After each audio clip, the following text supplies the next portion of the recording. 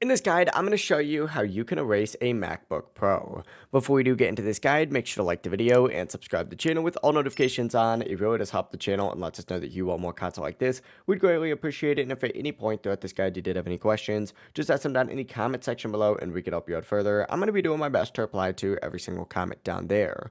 What you're going to want to do though is go up to the top left corner of your screen and you're going to see a little Apple icon up here. Go ahead and select this, and from the menu, go ahead and select System Settings. This is going to take you to a page that looks something like this. Once you're in here, just find General on this left hand sidebar and select it. Most of the times it just auto puts you on this though, so keep that in mind. From here though, go ahead and scroll down and look for this transfer or reset button down towards the very bottom. Click it, and then it's going to take you to a page that looks like this, where you're going to want to select erase all content and settings. Your Mac is now going to ask you for a password. Go ahead and enter that in. And after that, you'll see a summary showing everything that is going to be removed, including your settings, your apps, and all your personal data. If you're sure that you want to continue, hit continue and the reset process will begin. It really is as simple as that. Now, before you do this, I recommend making sure that you have backed up everything important, because this will completely erase your Mac. But that is it. That is how you can erase a MacBook Pro. If this guide did help you out, make sure to like the video and subscribe to the channel with all notifications on. It really does help the channel and lets us know that you want more content like this.